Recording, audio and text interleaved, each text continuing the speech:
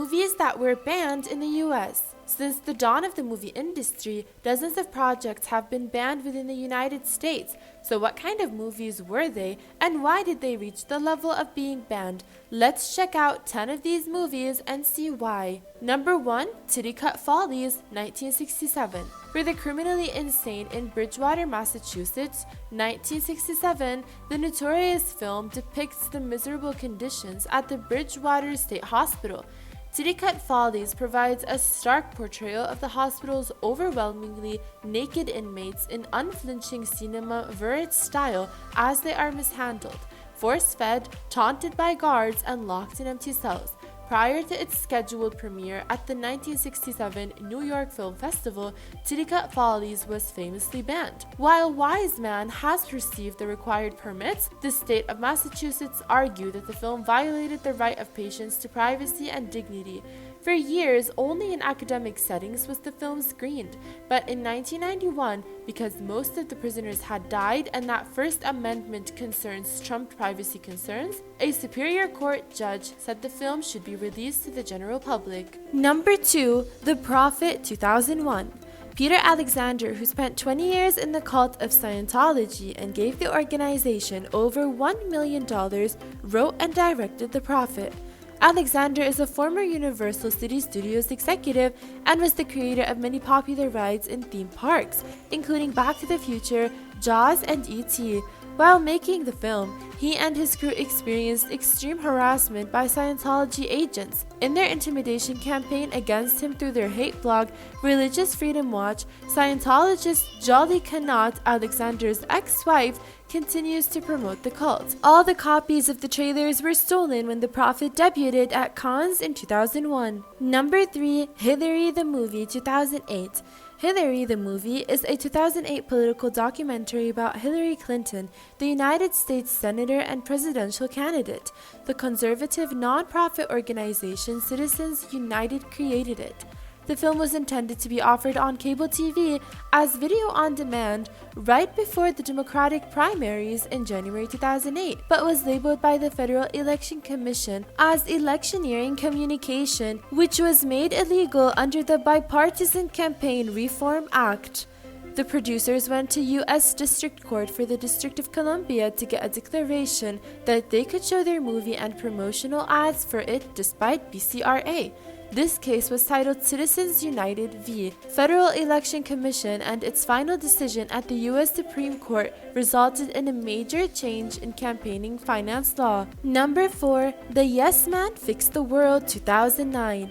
It is a 2009 documentary film about the culture-jamming exploits of the Yes Man. The film premiered in New York City and Los Angeles at October 23, 2009, and in other U.S. cities beginning on October 30. Due to the movie being sued by United States Chamber of Commerce, a special edition of the movie is distributed through BitTorrent, through Vudu, and other prominent torrent sites like the Pirate Bay and Easy TV. After the exploits of Andy Bichelbaum and Mike Bonanno, the film portrays the troublesome people who want to stir up debate about actual political problems. Rotten Tomatoes won accolades for the film and saw a third sequel. The Yes Men are revolting. The documentary was banned from release in 2010. Due to the pending U.S. case, the duo from the Chamber of Commerce allowed the BitTorrent peer-to-peer sharing platform to distribute the movie. Number 5, Pink Flamingos, 1972. The iconic underground classic of John Waters, Pink Flamingos, was made in 1972, but it was not until 1989 that it was sent to the British Board of Film Classification by a courageous video distributor in the hope that it would obtain the official rating that would enable it to be stored in high street shops. One of the most stomach-turning, taboo-smashing films ever made is Pink Flamingos. It's great fun and strangely endearing, but for 20% of the running time, it's almost difficult to watch without clamping your hands over your eyes. The film was initially banned in Switzerland, Australia, and the United States, as well as in some provinces in Canada and Norway. The film was eventually released uncut on VHS in Australia in 1984 with an X rating, but distribution of the video has since been discontinued. Number 6. The Tin Drum, 1979. The movie is set in Nazi Germany. It is the story of a little boy named Oscar who, after observing the adults around him, quite literally refuses to grow up. As the story progresses, Oscar ages on the inside but remains a child on the outside. This German film was banned by portraying a scene of sexuality between an underage boy and a legal woman in Canada and Oklahoma. This led to a high-profile series of hearings on the film's merits as a whole versus the controversial scenes and the role of the judge as censor.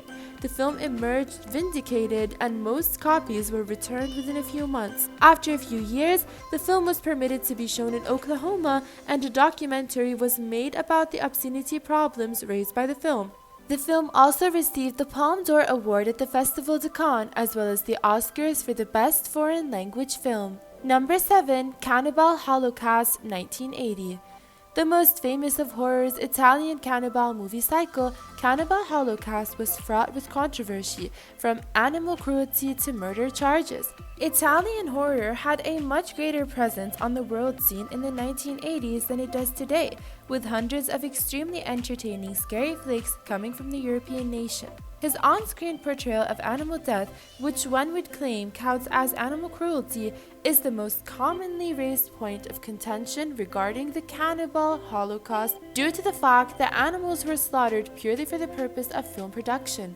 The most gruesome animal death is that of a big turtle, but in a scene shot twice, a monkey is also violently killed, meaning that it actually took 2 monkeys to die. The movie graphics, gore, and sexual violence have also repeatedly drawn the ire of regularity boards, with the film having been banned in dozens of countries at various points. Number 8. Earnest and Bert, 2001. The film ran at the Sundance Film Festival but kept from further distribution when its director was served as a cease and desist order by Sesame Workshop lawyers. The short is based loosely on The Children's Hour, a tragic play by Leon Hellman about unrequited love between 2 women. When the film starts, Miss Piggy has discontinued a romantic relationship with Bert when rumors of the roommates being gay hit the media. Ernie comes home and through conversation reveals that he does love Bert that way. Bert seems not to return the sentiment, resulting in Ernie's suicide. Other than that, the documentary spoof was a massive hit at Sundance, but when it came time for release, the film was blocked due to legal action was taken against the director Peter Spears for copyright infringement. Number 9. The Vanishing Prairie, 1954. The Vanishing Prairie was a 1954 true-life adventures documentary film by Walt Disney Productions. The film won the Oscar and established a viable commercial enterprise, becoming a lasting hit in the Disney canon. The film gives the viewer a glimpse into the natural world that exists between the Mississippi River and the Rocky Mountains. The Walt Disney documentary was banned in New York City because it showed a buffalo giving birth. The birth of a buffalo was the subject of ban in New York City. The censor board thought that an image might upset viewers. Number 10. If You Love This Planet, 1982. Released during the term of the Reagan administration and at the height of the Cold War nuclear tensions between the United States and the Soviet Union, If You Love This Planet was officially designated as foreign political propaganda by the United States Department of Justice and temporarily banned. The subsequent uproar over that action gave the film a publicity boost, and it later won the 1982 Academy Award for Best Documentary.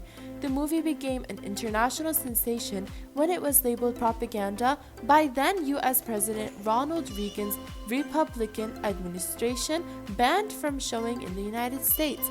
In the film, the U.S. National President of Physicians for Social Responsibility, Dr. Helen Caldicott, delivers a powerful lecture about precisely what a nuclear war would mean in terms of human casualties if a single 20 megaton bomb exploded over a populated area.